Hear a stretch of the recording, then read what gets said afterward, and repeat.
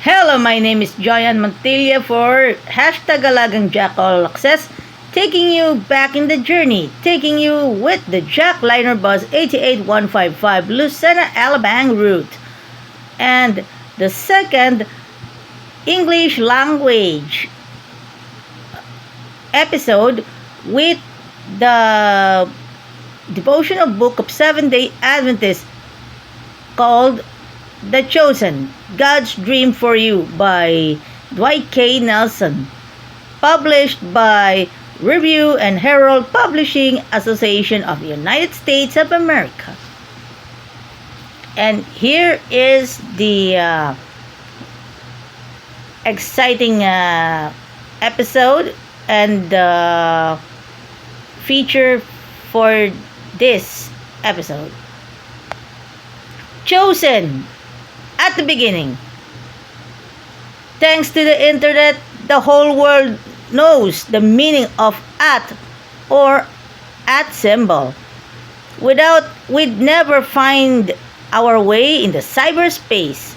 So perhaps it wasn't surprising a young Chinese couple, wanting to be both original and thoughtful, asked the government to register their newborn's name as at. In Chinese, the letters A and T at be pronounced sounds like the phrase love him. And love their baby, they did, throwing the officials into the consternation.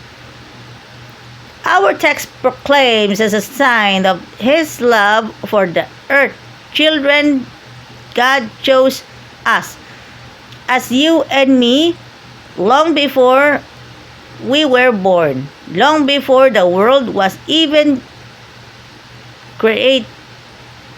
Why? God decided in advance to adopt us into His own family by bringing us to Himself through Jesus Christ. And it gave Him the great pleasure.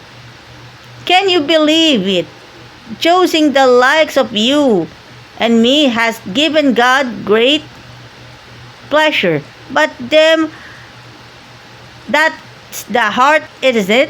The joyful pleasure of the choosing your child. No oops or accidents. With an adoption, you choose your child very carefully, intentionally, just as God did when He chose us to be His children. But sadly, how easy it is for us to forget our chosenness. The King of the universe has adopted us into His family. Yet we drag through life, aching out at existence, moping as paupers when we've been adopted as prince and princesses. What an affront to God must be my worries, my whining, my forgetting the glorious truth of what that old gospel song, my Father is rich houses and lands. He holdeth the wealth of the world of His hands. Isn't a crime to be pouting and complaining when I am a child of the King. Our adoption papers were registered and signed in crimson at Calvary. Good news. He made us accepted in the beloved. Chosen, adopted, accepted. What more can you ask for? Such love is without apparel. Children of the heavenly King, precious promise.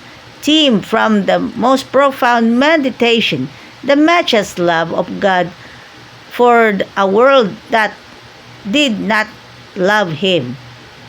Big shoutouts to Alvin Manelo and family, also as well as Castañas clan. And shoutouts to Pastor Sherwin Panuelas and Pastor June Perez from Metro San Pablo by districts. And of course, to the Northern Batangas District of Seventh-day Adventists. Also as well to the Jackliner Brethren, and to all the passengers, especially to hardworking inspectors and dispatchers. Also as well as Mr. Willie Dungan, and of course Mr. Ariel De Villes.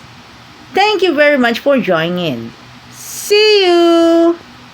Alagang Jack is getting ready for Harvest 2025.